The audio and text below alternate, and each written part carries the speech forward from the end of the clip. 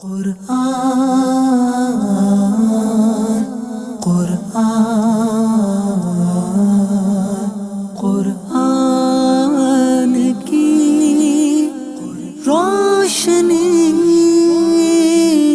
قرآن کی روشنی۔ الحمدللہ رب العالمین والصلاة والسلام علی خاتم النبیین اما بعد فاعوذ باللہ من الشیطان الرجیم بسم اللہ الرحمن الرحیم۔ الصلاة والسلام علیک یا رسول اللہ وعلی آلک واصحابک یا حبیب اللہ۔ الصلاة والسلام علیک یا نبی اللہ وعلی آلک واصحابک یا نور اللہ۔ نبی پاک صلی اللہ علیہ وسلم نے ارشاد فرمایا ہے، تم جہاں بھی ہو مجھ پر درود پڑھو کہ تمہارا درود مجھ تک پہنچتا ہے۔ صلو علی الحبیب صلی اللہ تعالی علی محمد وعلی آلہ وصحبہ وبارک وسلم۔ ایف جی این چینل کے ناظرین، پروگرام ہے نور قرآن۔ اللہ کریم قرآن کے نور سے ہم سب کو معمور فرمائے، منور و مجلہ فرمائے۔ آئیے شروع کرتے ہیں پروگرام کو، اور کچھ آیتوں کی تلاوت آپ کے سامنے پیش کی جائے گی۔ اعوذ باللہ من الشیطان الرجیم بسم اللہ الرحمن الرحیم۔ الطلاق مرتان فإمساكم بمعروف أو تسريح بإحسان ولا يحل لكم أن تأخذوا مما آتيتموهن شيئا إلا أن يخافا ألا يقيما حدود الله فإن خفتم ألا يقيما حدود الله فلا جناح عليهما فيما افتدت به تلك حدود الله فلا تعتدوها ومن يتعد حدود الله فأولئك هم الظالمون۔ ترجمہ کنز الایمان۔ یہ طلاق 2 بار تک ہے، پھر بھلائی کے ساتھ روک لینا ہے یا نکوئی کے ساتھ چھوڑ دینا ہے، اور تمہیں روا نہیں کہ جو کچھ عورتوں کو دیا اس میں سے کچھ واپس لو، مگر جب دونوں کو اندیشہ ہو کہ اللہ کی حدیں قائم نہ کریں گے۔ پھر اگر تمہیں خوف ہو کہ وہ دونوں ٹھیک انہی حدوں پر نہ رہیں گے تو ان پر کچھ گناہ نہیں اس میں جو بدلہ دے کر عورت چھٹی لے۔ یہ اللہ کی حدیں ہیں، ان کے آگے نہ بڑھو، اور جو اللہ کی حدوں سے آگے بڑھے تو وہی لوگ ظالم ہیں۔ ترجمہ کنز العرفان۔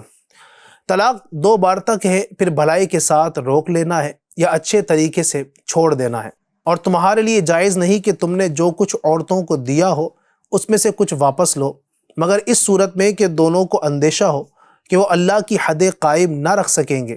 تو اگر تمہیں خوف ہو کہ میاں بیوی اللہ کی حدوں کو قائم نہ کر سکیں گے تو ان پر اس مالی معاوضے میں کچھ گناہ نہیں جو عورت بدلے میں دے کر چھٹکارا حاصل کر لے۔ یہ اللہ کی حدیں ہیں، ان سے آگے نہ بڑھو، اور جو اللہ کی حدوں سے آگے بڑھے تو وہی لوگ ظالم ہیں۔ تفسیر۔ الطلاق مرتان، طلاق 2 بار تک ہے۔ یہ آیت ایک عورت کے متعلق نازل ہوئی جس نے سرکار دو عالم صلی اللہ تعالی علیہ وآلہ وسلم کی خدمت میں حاضر ہو کر عرض کیا کہ اس کے شوہر نے کہا ہے کہ وہ اس کو طلاق دیتا رہے گا اور رجوع کرتا رہے گا، اور ہر مرتبہ جب طلاق کی عدت گزرنے کے قریب ہوگی تو رجوع کر لے گا اور پھر طلاق دے دے گا، اس طرح عمر بھر اس کو قید رکھے گا۔ اس پر یہ آیت کریمہ نازل ہوئی، اور ارشاد فرما دیا کہ طلاق رجعی 2 بار تک ہے، اس کے بعد طلاق دینے پر رجوع کا حق نہیں۔ آیت کا خلاصہ یہ ہے کہ مرد کو طلاق دینے کا اختیار 2 بار تک ہے۔ اگر تیسری طلاق دی تو عورت شوہر پر حرام ہو جائے گی، اور جب تک پہلے شوہر کی عدت گزار کر کسی دوسرے شوہر سے نکاح اور ہم بستری کر کے عدت نہ گزار لے تب تک پہلے شوہر پر حلال نہ ہوگی۔ لہٰذا 1 طلاق یا 2 طلاق کے بعد رجوع کر کے اچھے طریقے سے اسے رکھ لو، یا طلاق دے کر اسے چھوڑ دو تاکہ عورت اپنا کوئی دوسرا انتظام کر سکے۔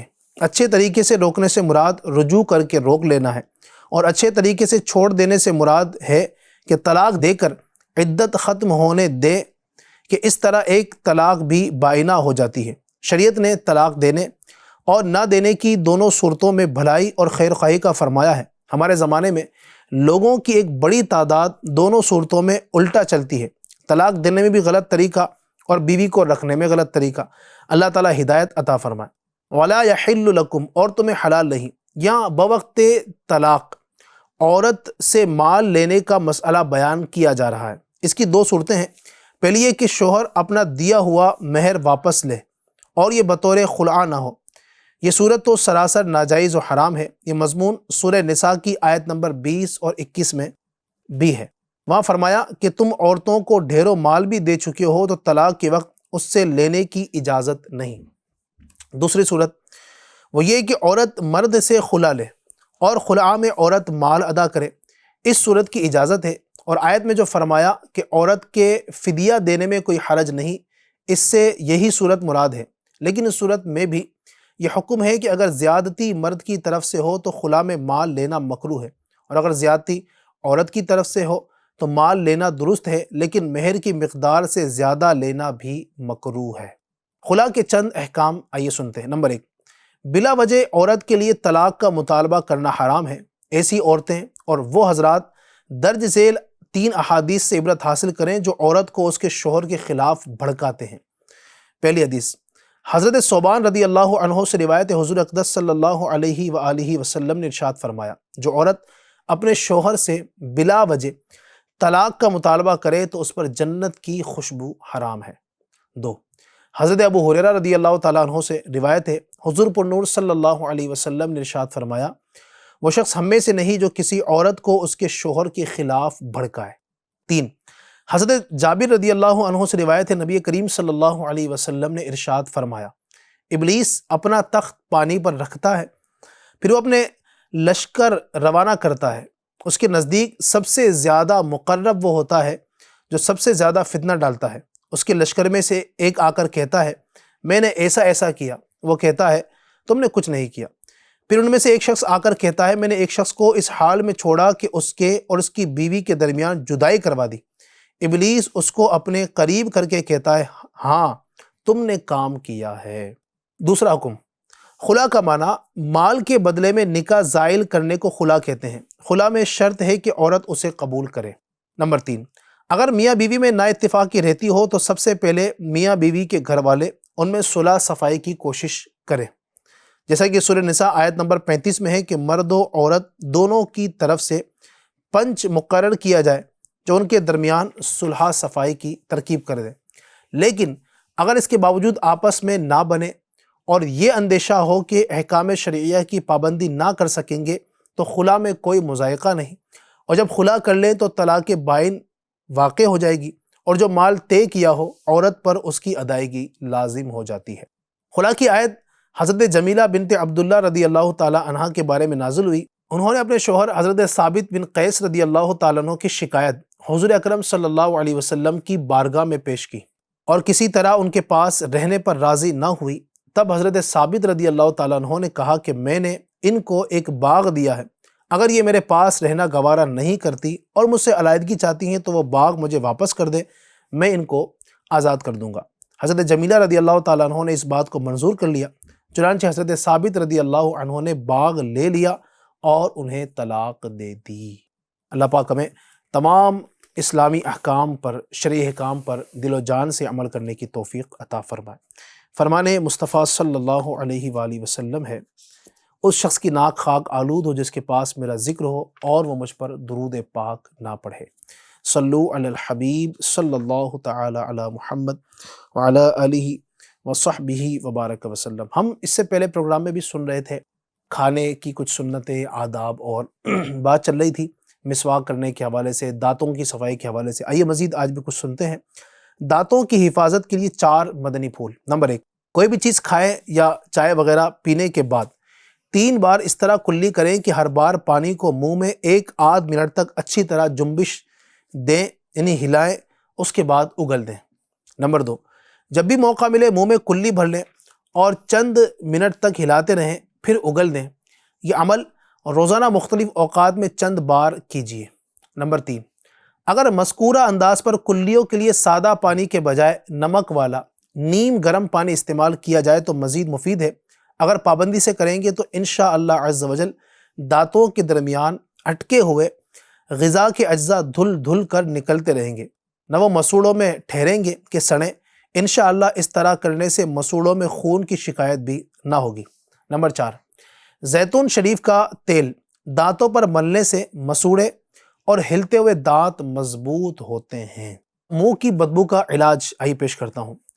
اگر منہ میں بدبو آتی ہو تو ہرا دھنیا چبا کر کھائیے، نیز گلاب کے تازہ یا سوکھے ہوئے پھولوں سے دانت مانجنے سے بھی انشاءاللہ عز و جل یہ بدبو دور ہو جائے گی۔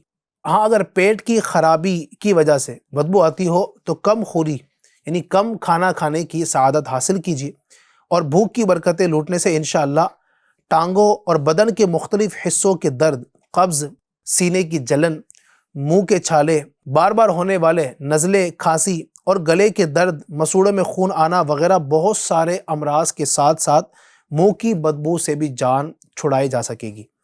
بھوک سے کم کھانے میں 80% امراض سے بچت ہو سکتی ہے۔ تفصیلی معلومات کے لیے فیضان سنت کے باب پیٹ کا قفل مدینہ کا مطالعہ فرمائیے۔ اگر نفس کی حرص کا علاج ہو جائے تو کئی امراض خود ہی ختم ہو سکتے ہیں۔ منہ کی بدبو کا ایک اور علاج آئیے پیش کرتا ہوں۔ یہ درود شریف موقع بموقع ایک ہی سانس میں 11 مرتبہ پڑھ لیجئے، انشاءاللہ عز و جل منہ کی بدبو زائل ہو جائے گی۔ جی ہاں، اب آئیے میں آپ کو درود پاک عرض کرتا ہوں۔ ایک ہی سانس میں 11 مرتبہ اس کو پڑھنا ہے۔ درود پاک ہے اللہم صلی وسلم علی النبی الطاہر، اللہم صلی وسلم علی النبی الطاہر۔ تو اگر اس کو ہم پڑھیں تو انشاءاللہ عز و جل اللہ نے چاہا تو یہ ہم درود پاک کی برکت سے بھی جو منہ کی بدبو ہے وہ زائل ہوگی۔ ایک ہی سانس میں پڑھنے کا بہتر طریقہ یہ ہے کہ منہ بند کر کے آہستہ آہستہ ناک سے سانس لینا شروع کیجیے، اور جتنا ممکن ہو اتنی ہوا پھیپھڑوں میں بھر لیجیے۔ اب درود شریف پڑھنا شروع کیجیے۔ چند بار اس طرح مشق کریں گے تو سانس ٹوٹنے سے قبل انشاءاللہ عز و جل مکمل 11 بار درود شریف پڑھنے کی ترکیب بن جائے گی۔ آئیے اس کو ہم بھی ٹرائی کرنے کی کوشش کرتے ہیں، اور 11 مرتبہ انشاءاللہ ہم درود پاک پڑھنے کی کوشش کریں گے۔ تو لمبی سانس کھینچ لیں۔ اللہم صلی وسلم علی النبی الطاہر، اللہم صلی وسلم علی النبی الطاہر، اللہم صلی وسلم علی النبی الطاہر، اللہم صلی وسلم علی النبی الطاہر، اللہم صلی وسلم علی النبی الطاہر، اللہم صلی وسلم علی النبی الطاہر، اللہم صلی وسلم علی النبی الطاہر، اللہم صلی وسلم علی النبی الطاہر، اللہم صلی وسلم علی النبی الطاہر، اللہم صلی وسلم علی النبی الطاہر، اللہم صلی وسلم علی النبی الطاہر۔ تو الحمدللہ ہم نے 11 مرتبہ پڑھنے میں، ایک سانس میں ہم نے 11 مرتبہ پڑھنے کی سعادت حاصل کی۔ تو اب ایک لمبی اگر سانس لیں گے تو انشاءاللہ کئی مرتبہ کی پریکٹس سے ہو سکتا ہے کہ یہ ہو جائے۔ اللہ پاک برکت نصیب فرمائے۔ مذکورہ طریقے پر ناک سے گہرا سانس لے کر ممکن حد تک روک رکھنے کے بعد منہ سے خارج کرنا صحت کے لیے انتہائی مفید ہے۔ دن بھر میں جب بھی موقع ملے، بالخصوص کھلی فضا میں، روزانہ چند بار تو ایسا کر ہی لینا چاہیے۔ مجھے یعنی امیر علیہ السنت فرماتے ہیں، مجھے ایک سن رسیدہ حکیم صاحب نے بتایا تھا کہ میں سانس لینے کے بعد آدھے گھنٹے تک، یا یہ کہا کہ 2 گھنٹے تک ہوا کو اندر روک لیتا ہوں، اور اس دوران اپنے ورد و وظائف بھی پڑھ سکتا ہوں۔ بقول ان حکیم صاحب کے کہنے کے مطابق سانس روکنے کے ایسے مشاق یعنی مشق کر کے ماہر ہو جانے والے لوگ بھی دنیا میں ہوتے ہیں، جو صبح سانس لیتے ہیں تو شام کو نکالتے ہیں۔ اللہ اکبر۔ سرکار صلی اللہ علیہ وسلم کا ایک عظیم معجزہ ملاحظہ فرمائیے، جس کی برکت سے 5 خوش نصیب صحابیات رضی اللہ تعالیٰ عنہ کے منہ ہمیشہ کے لیے خوشبودار ہو گئے۔ چنانچہ حضرت سیدتنا عمیرہ بنت مسعود انصاریہ رضی اللہ عنہا فرماتی ہیں کہ ہم 5 بہنیں حضور اکرم صلی اللہ تعالیٰ علیہ وآلہ وسلم کی خدمت عظمت میں بیعت کے لیے حاضر ہوئیں۔ آپ صلی اللہ علیہ وسلم اس وقت قدید یعنی خشک کیا ہوا گوشت تناول فرما رہے تھے۔ آپ صلی اللہ علیہ وسلم نے ایک پارے قدید یعنی قدید کا ٹکڑا چبا کر نرم کر کے ہم کو عطا فرما دیا، تو ہم میں سے ہر ایک نے تھوڑا تھوڑا کر کے کھا لیا۔ اس کی برکت سے مرتے دم تک ہمارے منہوں سے ہمیشہ خوشبو ہی آئی۔ حضرت سیدنا ابو امامہ رضی اللہ عنہ فرماتے ہیں کہ مدینہ منورہ میں ایک بے شرم اور بد زبان عورت تھی۔ ایک دفعہ وہ حضور صلی اللہ علیہ وآلہ وسلم کے پاس سے گزری۔ آپ صلی اللہ علیہ وسلم اس وقت قدید یعنی خشک گوشت کے ٹکڑے تناول فرما رہے تھے۔ اس نے بھی اس میں سے مانگا۔ آپ صلی اللہ علیہ وسلم نے اس کو اپنے آگے سے کچھ دے دیا۔ وہ بولی نہیں، اپنے منہ شریف میں جو ہے وہ عطا فرمائیے۔ آپ صلی اللہ علیہ وسلم نے مبارک منہ سے نکال کر عطا فرمایا تو اس نے اپنے منہ میں ڈالا اور کھا لیا۔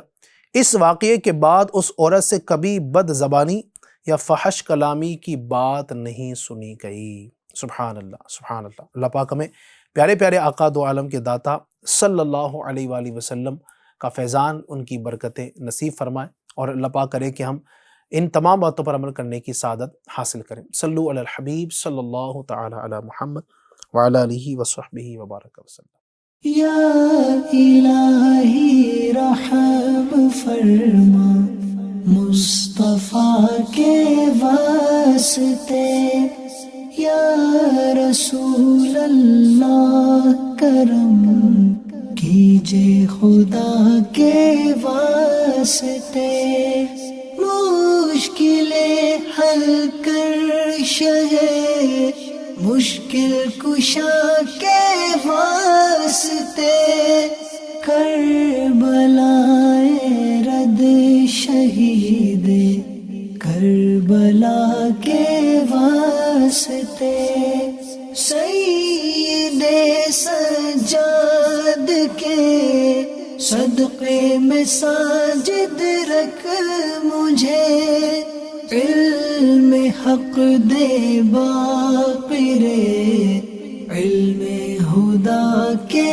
واسطے، صدق صادق کا تصدق صادق الاسلام کر، بے غضب راضی و کاظم اور رضا کے واسطے، بہار معروف و سری معروف دے بے خود سری، جند حق میں گنجلے دے باصفا کے واسطے، بہار شبلی شیر حق دنیا کے کتوں سے بچا، ایک کارک عبد واحد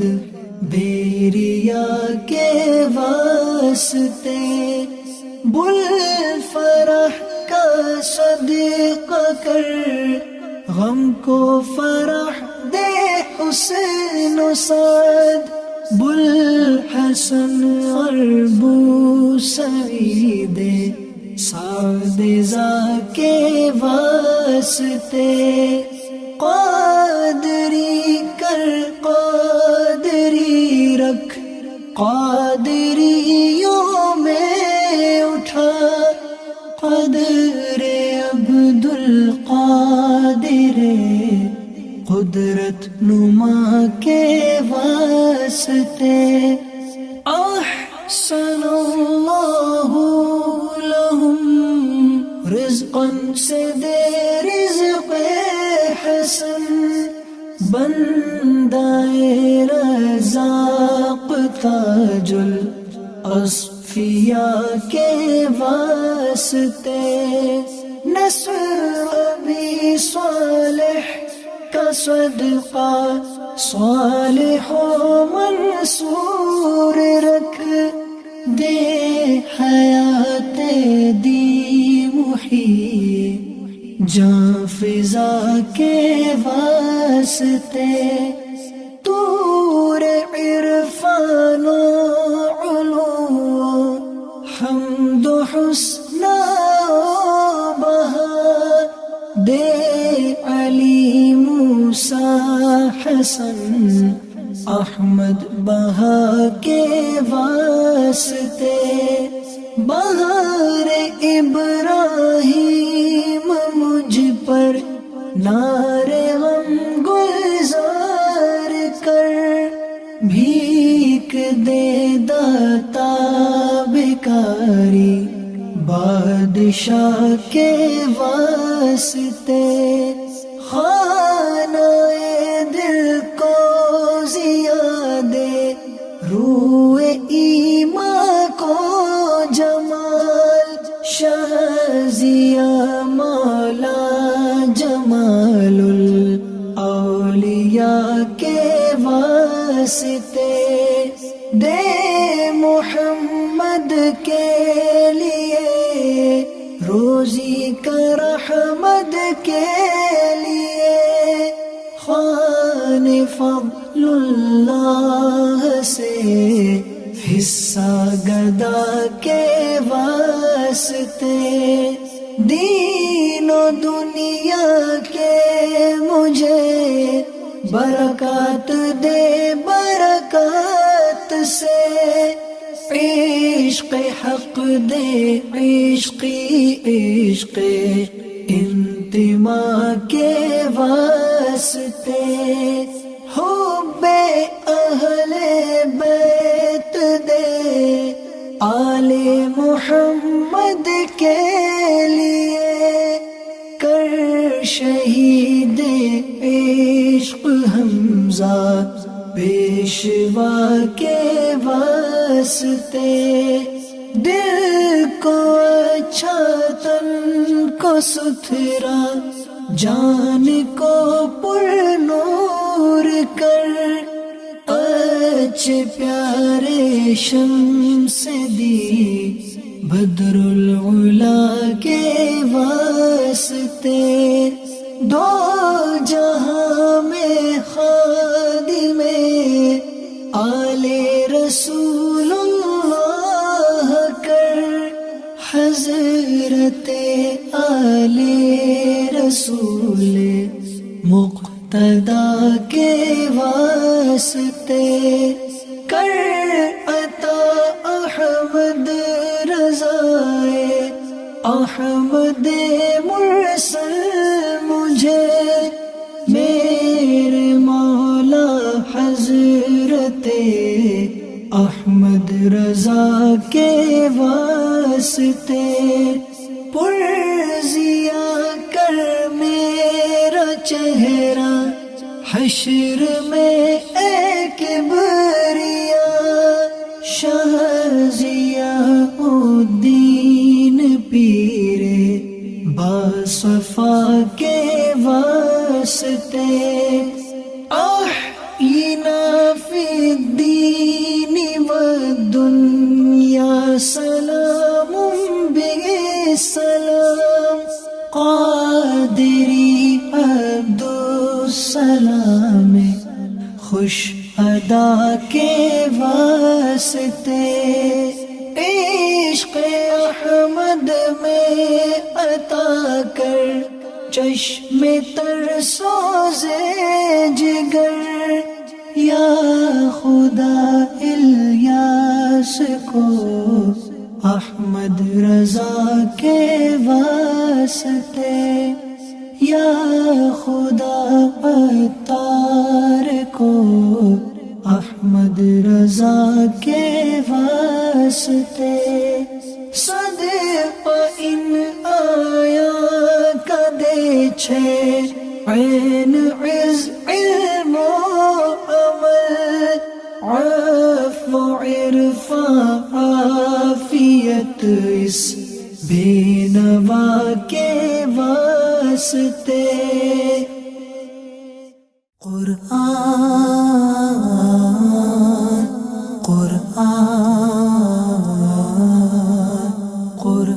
قرآن کی روشنی